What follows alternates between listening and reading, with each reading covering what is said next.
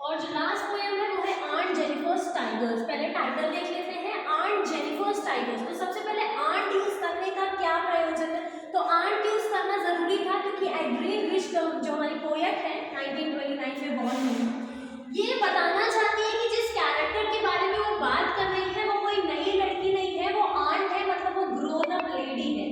और उन grown up lady का नाम क्या है? जेनिफर है। और ये जेनिफर के ही टाइगर्स हैं, और एक टाइगर नहीं है, कई सारे टाइगर्स हैं। अब बात कर लेते हैं पोएट की। एड्रीन रिच जो हमारी पोएट है वो एक बहुत बड़ी फेमिनिस्ट है। इन्होंने 1929 से 2012 तक में इनकी डेथ हुई है। उनकी जो मेजर पोएम है वो 1990s की बात की है, जब विमेन एम्पावरमेंट थोड़ा जोर शोर पे था। तो इनकी पोएम्स भी सारी सेंटर्ड होती है एक विमेन के टुवर्ड्स ही। 10th में भी एक पोएम है एक विमेन के अराउंड ही जो इनकी पोएम है वो घूमती रहती है। वैसे ही इस पोएम में भी उन्होंने कॉन्स्ट्रेंट्स बनाया है कि मैरिज लाइफ में कितना स्ट्रेस होता है, कितना कॉन्स्ट्रेंट होता है। ये हमारी पोएट है, वो रिमाइंड करता है, जैसे टाइटल है कि वो टाइगर बना रही है ऑन जेनिफर, और वो टाइगर बना के दर्शाना चाहती है कि हर विमेन को किसकी तरह होना चाहिए? एक टाइगर की तरह होना चाहिए।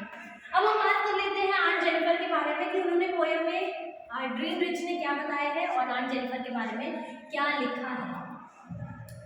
तो एनोटेशन हटा देते हैं ताकि हमें थोड़ा सा पोएम में मूव करने को मिले। अब हम देख लेते हैं ये पोएम कहने को बहुत छोटी सी है, 3 स्टैंजा पोएम है, और हम देख लेते हैं कि लाइंस क्या कहती है। तो जो सबसे पहला स्टैंजा है वो 4 लाइन का है, तो ये क्वाड्रुप्लेट्स है सारे ही, और जो लास्ट की 2 लाइन है वो दे से स्टार्ट है, यानी कि क्या है यहाँ पर एनाफोरा है।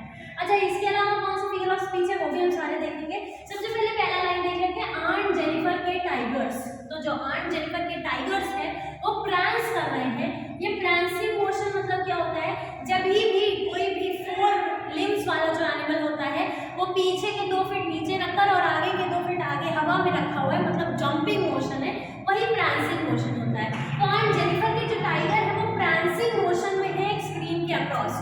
तो इसका मतलब क्या कि जो स्क्रीन पे ऑन जेनिफर है कढ़ाई कर रही है एक स्क्रीन पर, और उस पर भी जो टाइगर बनाई है वो टाइगर शांत नहीं है, स्टिल नहीं है, मोशन में है।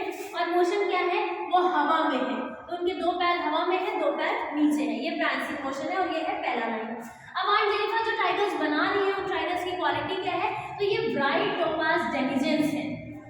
तो इनकी जो कलर है उसको टोपाज से कंपेयर किया गया है, मेटाफोरिक है ये। तो ब्राइट टोपाज, सबसे पहले तो 2 एडजेक्टिव्स यूज हुए हैं, उनको ब्राइट बोला गया है, और टोपाज जो कि ऑलरेडी ब्राइट होता है, एक जेमस्टोन होता है, एक पत्थर होता है। तो ये ब्राइट है और टोपाज कलर के, येलो कलर के, और ये डेनिजेंस है, यानी कि डेन में रहने वाले जेंस हैं।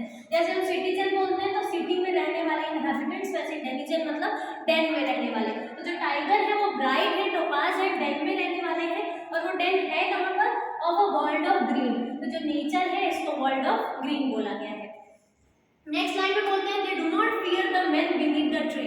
और इन टाइगर्स की खासियत है कि इन्हें डर नहीं है मेन बीनीथ द ट्री के। तो अब ये लाइन भी बहुत सिग्निफिकेंट है, स्पेशली मेन यूज किया है मेन, मतलब क्योंकि ऑन जेनिफर जो है अपने हस्बैंड की वजह से, अपने मैरिड लाइफ की वजह से बहुत ज्यादा स्ट्रेस्ड है, और यहाँ पर वो बता रही है कि ये टाइगर जो है, मैं डरती हूँ आदमियों से पर ये टाइगर नहीं डरते हैं, और because of the main beneath the tree. तो इसलिए ये लाइन भी सिग्निफिकेंट हो जाती है, जो कि फिर से बताता है कि कैसे विमेन सोसाइटी में सप्रेस्ड स्टेट में है, ऑप्रेस्ड है by the male dominating society.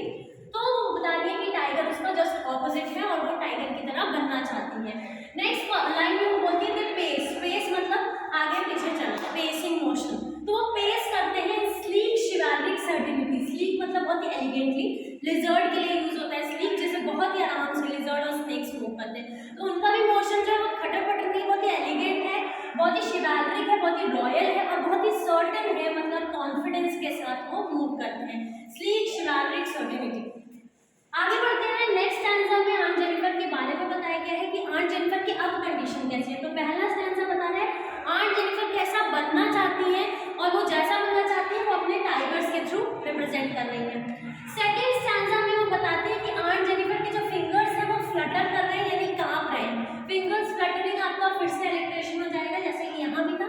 तो ऑन जेनिफर के फिंगर्स जो है वो फ्लटर कर रहे हैं, मतलब कांप रहे हैं थ्रू हर वूल। अच्छा, अब आपको बता दिया जाए कि इनके फिंगर्स कांप रहे हैं, जबकि वो किससे काम कर रही है? वूल से। तो आपको पता है वूल बहुत हल्का होता है, ठीक है। उसके बाद जो नीडल है उसको भी बताया गया है कि नीडल आइवरी की है, आइवरी के जैसे हल्की है। तो आइवरी क्या होता है? हाथी के जो दांत, दिखाने के दांत होते हैं, वो बहुत ही light and wait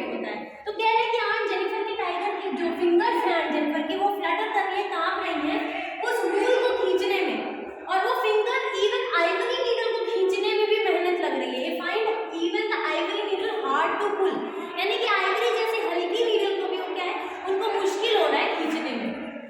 next line को कहते हैं the massive weight of uncle's wedding band. अब ये क्या है आपका मासिव वेट, किसी भी वेडिंग बैंड यानी वेडिंग रिंग का वेट जो होता है वो मासिव नहीं होता है, यहाँ पे एग्जैजरेशन है।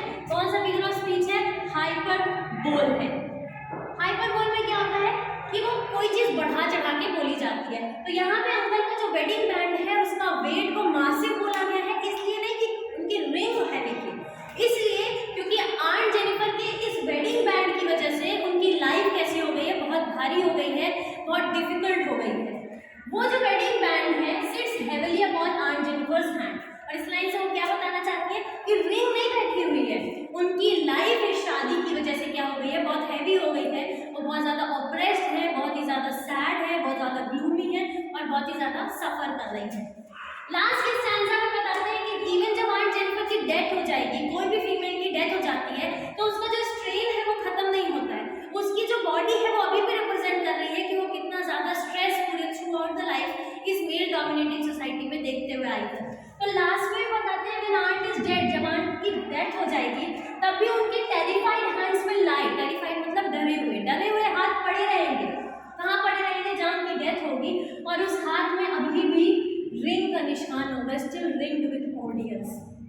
रिंग का निशान मतलब कोई भी चीज़ अगर आप लाइफ लॉन्ग पहनते हैं तो उसका निशान आप पे हो जाता है, और वो वेडिंग बैंड तो उसकी वजह से जो भी लाइफ लॉन्ग उनको सफरिंग हुई उसके निशान अभी भी उनके हाथ पे हैं। तो रिंग यहाँ पर पन है, इसका दो वर्ड है, एक तो रिंग है उनके हाथ में जो निशान है उसकी बात की जा रही है, दूसरा उनकी लाइफ में जो निशान है उसकी बात की जा रही है।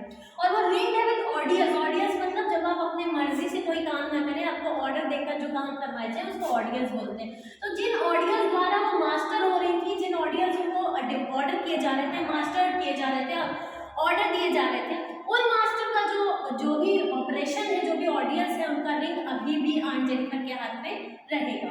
The tigers in the panel, लेकिन जो आंट जेनिफर ने इस पैनल में टाइगर बनाए हैं, that she will go on prancing, वो अभी भी उसी प्रांसिंग मोशन में प्राउड और अनअफ्रेड रहेंगे। ये लास्ट दो वर्ड यूज करके बताया गया है आंट जेनिफर क्या बनना चाहती थी। वो एक प्राउड क्रिएचर बनना चाहती थी, वो अनअफ्रेड बनना चाहती थी, वो कॉन्फिडेंट बनना चाहती थी, वो एलिगेंट बनना चाहती थी, पर वो बन नहीं पाई। तो इस पोयम से थ्रू आउट जो मेल डोमिनेटिंग सोसाइटी है और जो फीमेल का सप्रेशन है, ऑपरेशन है, उसको हाईलाइट किया है किसने, एन एड्रीन रिच ने। और इसके साथ साथ वो ये भी बताती है कि कैसे एक मैरिड वीमेन उस टाइम में तो बहुत ही ज़्यादा था, कॉन्स्टेंट्स ऑफ लाइफ को बहुत मैनेज करते हुए चलती है। ये पोयम के लिए इतना ही, थैंक यू।